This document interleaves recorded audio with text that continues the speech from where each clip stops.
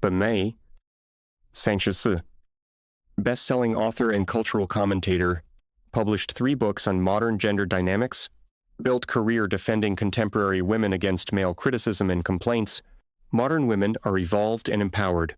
Men who criticize are just threatened. Male complaints about women are rooted in misogyny. Had massive platform for 100K social media followers. Women love my content. Validated their choices and lifestyles. Dismissed male criticism as patriarchal backlash. Everything was going great. Then I noticed troubling pattern. More men using specific word about women, not in obvious misogynist spaces, but in mainstream discussions, therapy forums, relationship advice, dating discussions, marriage counseling, the word toxic. Men increasingly describing modern women as toxic, their girlfriends as toxic, their wives as toxic, female coworkers as toxic. Not all women, but growing number. Initial reaction was defensive. Men calling women toxic is classic Darvo. Denis. Attack. Reverse victim and offender. Abusers calling victims toxic. Made several posts about this. Men labeling women toxic is just avoiding accountability for their own behavior. Got expected support from women? Exactly. They can't handle strong women. Men hate that we won't tolerate their BS anymore. But got unexpected responses from men. Maybe listen to why we're saying it before dismissing us. There might be actual reasons. Dismiss these initially. But pattern kept growing. More men. More contexts. More specific examples. More detailed explanations of what they meant by toxic. Decided to investigate, not to validate them, but to debunk their claims. Would interview men who used this term, show their reasoning was flawed. Rooted in misogyny and male fragility. Write article exposing this. Started recruiting for interviews. Posted in various men's spaces. Researching men's use of toxic regarding women. Looking for interviews. Got 300 plus volunteers immediately. Way more than expected. Selected 40 for in-depth discussions. Various ages. Backgrounds. Relationship statuses. Prepared to hear misogyny. Red pill ideology. Woman-hating rhetoric. First interview surprised me. Guy was 29. Therapist himself. Soft-spoken. Thoughtful. Careful with words. Ask him to explain what he meant when he said modern women can be toxic. He thought for a long time. It's hard to explain without sounding terrible. Encouraged him to try. Okay. So in my practice, I see a lot of men in relationships with women who use therapeutic language as weapons. Explain more. They'll call everything gaslighting. Everything is narcissistic abuse. Everything is emotional manipulation. But when you examine situations, they're using these terms incorrectly to win arguments and control partners. He continued, had client whose girlfriend called him narcissist for wanting time with friends, said he was gaslighting her when he disagreed with her, accused him of emotional abuse for being upset about something, felt skeptical. Maybe he was being manipulative. He shook his head. I worked with him for months. He was anxious and exhausted, walking on eggshells constantly, afraid any boundary he set would be labeled as abuse. This wasn't matching my expectations. That's one case. He nodded. I have dozens like it. Men in relationships with women who weaponize therapy language. Social justice concepts. Feminism itself to maintain control and avoid accountability. Second interview. Similar story. Guy was 35. Works in tech. Recently ended 3-year relationship. Asked why he called his ex toxic. She had answer for everything. Every time I had legitimate complaint, she had framework to dismiss it. Give examples. I'd say I felt unheard. She'd say I was tone policing her. I'd say I needed more respect. She'd say I was demanding emotional labor. I'd say she hurt my feelings. She'd say I was weaponizing my emotions. He looked exhausted, recalling it. Every feeling I had was somehow problematic. Rooted in my privilege or my fragility, or my socialization. I could never just feel something. Asked how that affected him. I stopped sharing anything, stopped having needs, stopped expressing hurt, because it would be theorized away using language I couldn't counter because I don't have degree in gender studies. This was concerning pattern. Third interview reinforced it. Guy was 38. Teacher. Married for 8 years. Described wife as sometimes toxic. What did he mean? She's great, in many ways. But she uses her anxiety as justification for controlling behavior. Explain, if I want to see friends? She has anxiety attack. If I don't text back immediately, she has panic attack. If I suggest she's being unreasonable, I'm dismissing her mental health. He continued, I can't have boundaries because her anxiety always takes precedence. I'm walking on eggshells. Managing her emotions constantly. If I mention I'm exhausted, she says I'm stigmatizing mental illness. Asked if he'd suggested therapy, she goes to therapy. Therapist validates everything. Says her anxiety is legitimate. That I need to be more supportive, but no one asks what this is doing to me. Fourth interview. Different pattern. Guy was 31. Works in healthcare. Dating someone for 6 months. Considering ending it. She's constantly testing me. Testing how she'll say something is fine, then be upset I believed her. She'll create scenarios to see how I react. She'll withdraw affection to see if I'll chase her. He looked frustrated. I told her, I don't like games. She said I'm emotionally unavailable for not intuiting her needs, for taking her words at face value, for expecting direct communication. Asked what happened when he tried to discuss it. She cried and said I was being cold and analytical, that I didn't understand women, that men always do this, dismiss women's emotions as games. He sighed, but they are games. She admits it later, says she's testing my commitment, testing if I really care. It's exhausting. Fifth, sixth, seventh interviews. Patterns were emerging, not misogyny, but specific behaviors men were calling toxic. Use of therapy language as weapons, weaponizing mental health issues, communication through testing and games, making everything about gender politics, never being accountable, always having theoretical framework to dismiss male concerns. Started categorizing what I heard. Pattern 1. Therapy speak as control. You're gaslighting me when man disagrees. That's narcissistic when man sets boundaries. You're emotionally abusive when man expresses frustration. Pattern 2. Mental health as excuse. My anxiety means you can't do that. My depression means you have to do this. Questioning me stigmatizes mental illness. Pattern 3. Gender theory as weapon. That's tone policing. That's emotional labor. That's male privilege. That's fragile masculinity. Used to dismiss any male concern. Pattern 4. Constant testing. I said it was fine, but wanted you to fight for me. I pulled away to see if you'd chase. I created drama to see your reaction. Pattern 5. Selective feminism. I'm strong and independent when it suits her. You should provide and protect when that suits her. With no acknowledgement of contradiction. By interview 25. Couldn't deny pattern. These weren't isolated incidents. These weren't misogynist men making things up. These were specific, repeated behaviors men were experiencing and calling toxic. Interview 28 was particularly striking.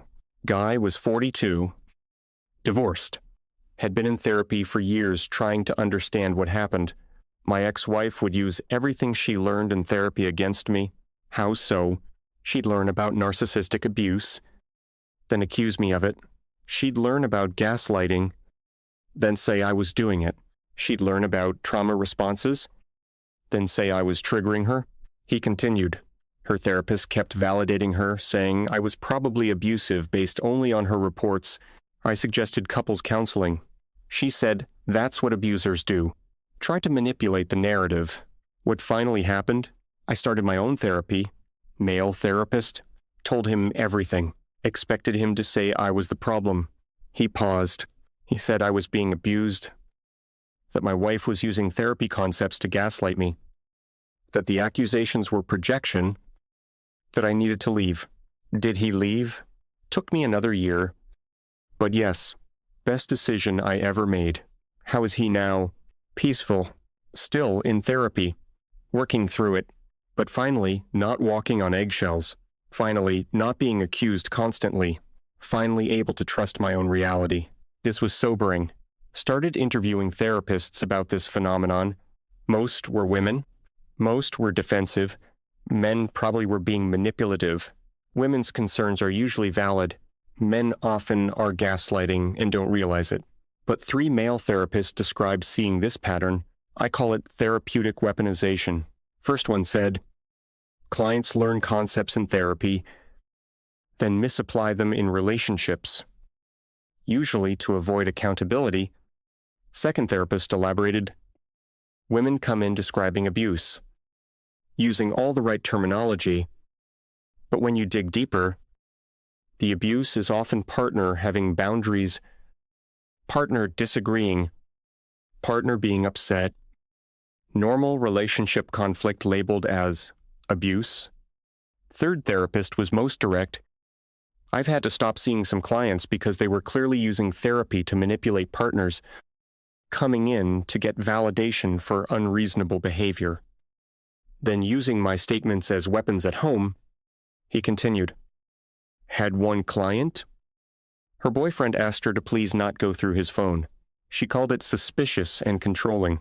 I made mistake of validating her concern. She told him, my therapist says you're abusive. He called me. Was devastated. I had to clarify that I'd never said that. But damage was done. These therapist interviews were challenging my assumptions. This wasn't just men complaining. This was professionals observing problematic pattern. Started looking at online communities where women discussed relationships. Found concerning patterns. Posts celebrating manipulation. How to make him jealous. How to test if he really cares. How to make him chase you. All framed as empowerment or justified by his behavior. Posts about using therapy language. Call them out for gaslighting. Finally named his narcissism. Told him he's emotionally abusive. When described situations, often seemed like normal conflict or him having boundaries. Posts about mental health. My anxiety means he can't go out without me. My trauma means he has to comfort me constantly. My depression means he has to do everything. With anyone questioning this, called ableist or stigmatizing. Found subreddit dedicated to female dating strategy. Read through top posts. Was horrified. Advice to manipulate men to extract maximum benefit while giving minimum effort. Describing men as low value or high value based purely on what they provide. Strategies to test and control to maintain upper hand. To never be vulnerable. All while demanding men be vulnerable. This was toxic by any definition. But it had hundreds of thousands of members, women celebrating these tactics. Encouraging each other. Sharing success stories of manipulation and control. Started interviewing women. 2. For balance. Asked about their relationship behaviors. Many were thoughtful and self-aware, but some revealed concerning patterns. Woman. Archelou. Described her relationship. I keep him on his toes. Can't let him get too comfortable. Need to maintain my value. What does that mean? I'll pull away sometimes. Let him wonder if I'm losing interest. Makes him try harder. Is he okay with this? He doesn't know I'm doing it. He just thinks I'm moody. But it works. Another woman. Architio. I use Instagram to make him jealous. Post thirst traps when we fight. He gets worried and apologizes. That seems manipulative. It's just reminding him what he could lose. All guys respond to competition, anxiety. Third woman. Senshi.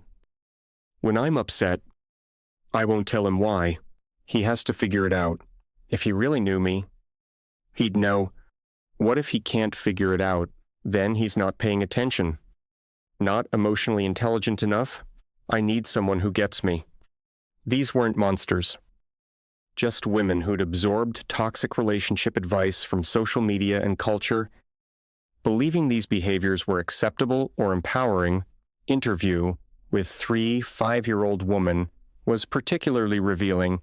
She'd been divorced twice. Currently single. Men can't handle me. Asked her to elaborate. I'm strong. Successful. Independent. I speak my mind. I don't take any crap. Those sound positive. But men are intimidated. They can't handle a woman who knows her worth. Asked about her marriages. First husband was narcissist. Second was emotionally abusive. Asked her to describe the abuse. First husband, he'd make plans without checking with me first. He'd want alone time. He'd get quiet when I criticized him. Second husband, he said I was too controlling. Said I didn't respect him. Said I made everything about me. These didn't sound like abuse. They sounded like she'd labeled as abuse to avoid examining her behavior. Asked if she'd considered that maybe she contributed to relationships failing. She became defensive immediately. That's victim blaming. You sound like my exes. They tried to make it my fault. 2. This was the pattern. Any suggestion of accountability was met with accusations of victim blaming or misogyny or abuse, apologism. Started examining my own behavior in past relationships. Had I done any of these things? Uncomfortable realization. Yes. I'd called boyfriend gaslighting when he disagreed with me. I'd accused another of being emotionally unavailable when he set boundaries. I'd used my platform and following to subtly threaten ex who'd upset me. I'd weaponized feminism to avoid being wrong or accountable. This was difficult to face. But data was clear, and my own history confirmed it. Modern women, including me, sometimes did these things. Made posts about my findings. I investigated men calling women toxic. What I found was uncomfortable, detailed the patterns, weaponizing therapy language, using mental health as control, testing and games as normal, gender theory to dismiss concerns, never being accountable, my own complicity in some behaviors. Response was immediate and harsh. You've betrayed women. Giving ammo to misogynists. This is internalized misogyny. Delete this. It's dangerous. Lost Padesat. 000 followers. In 24 hours, fellow feminist authors denounced me. She's no longer ally. She's harming women. This validates male victimhood, but also got different responses.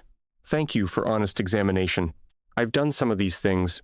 Didn't realize how it affected partners. From women willing to self-reflect, and from men. Finally, someone listening. This is what we've been saying. Thank you for taking us seriously. Decided to write full article for major publication. The toxicity we don't discuss. When women use progressive language to harm, detailed all findings, specific patterns and examples, quotes from interviews, therapist perspectives, cultural factors enabling this, and difficult conclusion. Some modern women have learned to weaponize concepts meant to protect them, using therapy speak to control, using mental health to manipulate, using feminism to avoid accountability. This is toxic behavior, regardless of who does it. Article was rejected by 3 publications. 2 controversial. Will anger our readership. Not the narrative we support. Finally published by moderate outlet known for heterodox views. Article exploded. Millions of views in days. Comments were predictable split. Women angry, I'd written it. Men grateful. Someone finally said it. Did interview circuit. Every interviewer wanted to challenge me. Aren't you just giving men excuses to dismiss women? Responded with the data. With specific examples.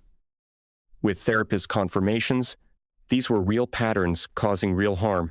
Dismissing them helped no one, but women have been oppressed. Yes. And that doesn't justify oppressing individual men in their personal relationships. 2 wrongs don't make right. You're equating women's behavior with men's historical violence.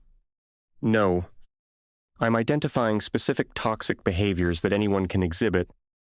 including women, including myself, got invited on podcast with host who was sympathetic but had tough questions.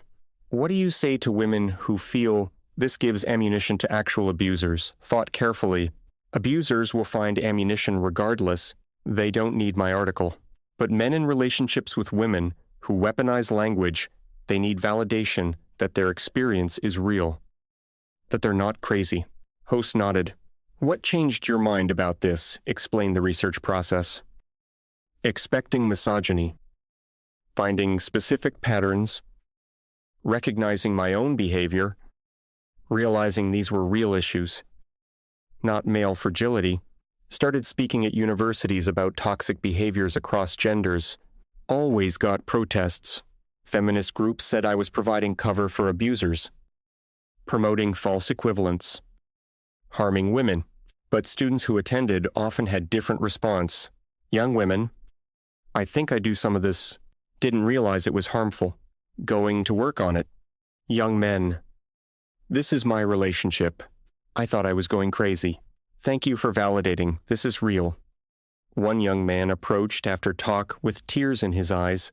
My girlfriend calls me narcissist whenever I have need or boundary. I started to believe I was one. Your talk made me realize I'm being manipulated. Another woman stayed after. I've been doing these things to my boyfriend for 2 years. Thought it was empowering. Standing up for myself. But it's just been cruel. I need to apologize. These moments made controversy worth it. Did follow-up research. Surveyed 2,000 men in relationships about partner behaviors. Results were concerning.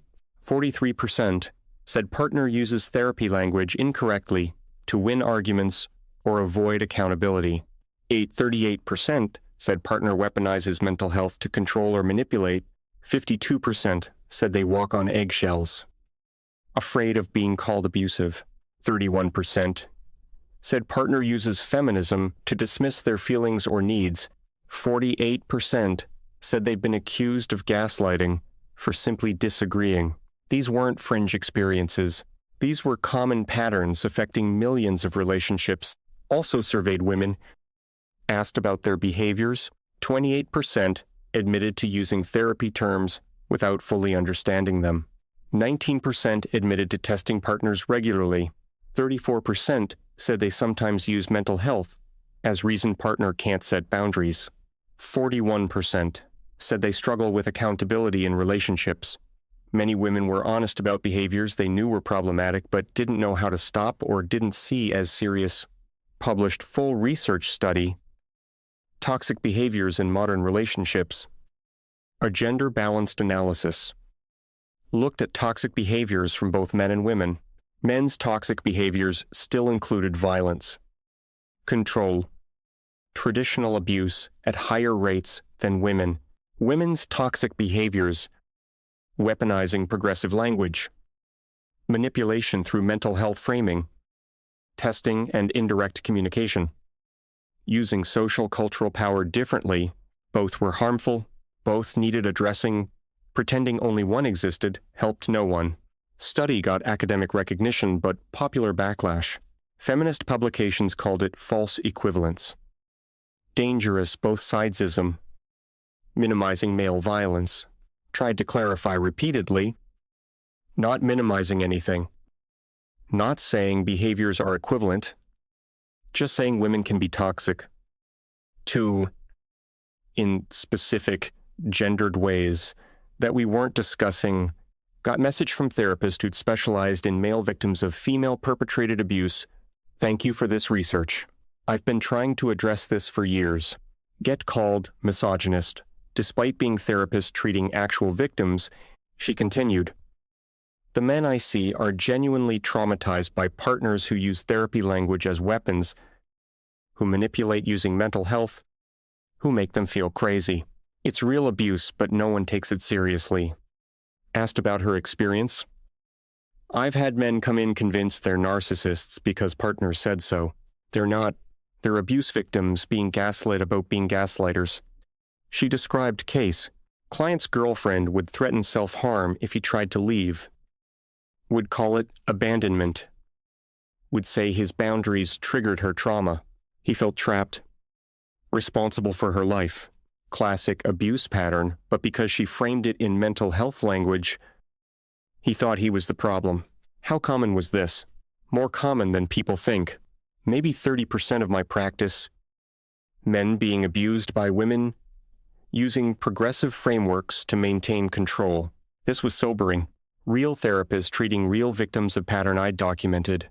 Started support group for men who'd experienced this. Expected maybe 10 to 15 guys. Got over 100 first meeting. Had to move to bigger venue. Each man's story followed similar pattern. Partner used therapy language. Accused them of narcissism. Gaslighting. Abuse. Used mental health as control. Made them feel crazy. Isolated them from support, all while claiming to be victim. One man's story, particularly striking, his ex-wife had borderline personality disorder, used diagnosis as explanation for any behavior. My BPD means you can't leave. My BPD means you have to tolerate this. Criticizing my behavior stigmatizes mental illness. He'd stayed for 8 years trying to be supportive while being abused. Finally left when therapists told him he was trauma bonding. Now in recovery, but still blamed himself. I should have been more understanding. Group helped him see that mental illness isn't excuse for abusive behavior. That he was victim, not perpetrator. Wrote book about findings. The weaponization of wellness. How therapeutic language became toxic. Comprehensive look at phenomenon. How therapy concepts meant to help were being misused to harm. How mental health awareness could be weaponized. How progressive language could enable regressive behavior.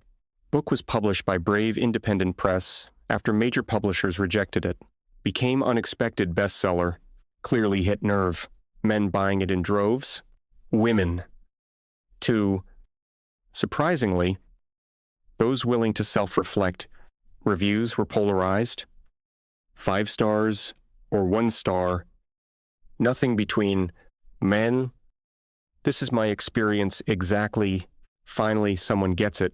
Wish I'd read this years ago. Women split. Some important wake-up call. Made me examine my behavior. Others. Dangerous anti-woman propaganda. Author is traitor. Did book tour. At every event. Protesters outside calling me misogynist. Anti-feminist. Abuse apologist. Inside. People eager to discuss. Both men and women. Sharing experiences. Having conversations that culture wouldn't allow elsewhere. At Seattle event, woman stood up. I've done everything in this book to my husband. Didn't realize it was abuse. Thought it was empowerment. She was crying. I've destroyed my marriage using these tactics. Thought I was strong. I was just cruel. Her honesty moved room. At Portland event, man shared his story. My ex called me narcissist for 3 years. I believed her. Started thinking I was monster. Your book helped me see I wasn't the problem. She was projecting. At Denver event, therapist spoke up. I see this in my practice constantly. Thank you for finally addressing it. We need this conversation. Got letter from man whose daughter was in toxic relationship. She's doing everything your book describes to her boyfriend. I didn't know how to address it. Gave her your book. She's in therapy now, working on her behavior. Thank you for helping my daughter before she destroyed her relationship. These responses validated everything. Made backlash worth it. Year after book published, culture had shifted slightly. More people willing to discuss women's capacity for toxicity. More therapists addressing it. More honest conversations about accountability across genders. Still met resistance. Still called traitor regularly. Still lost opportunities for speaking truth, but impact was real. Men feeling validated. Women self-examining. Therapists better equipped. Relationships improving. That mattered more than keeping everyone comfortable. Did final interview 5 years into this research with men from original study. First one who described girlfriend weaponizing therapy language. Asked how he was now. Left that relationship. Took me another year, but finally did. Best decision ever made. How is he now? In healthy relationship with woman who communicates directly, who takes accountability, who doesn't use therapy speak as weapon. It's peaceful. That word again. Peace. What people found when they left toxic dynamics. He continued. Your research helped me, validated my experience, made me realize I wasn't crazy, that her behavior was the problem, not my reaction to it.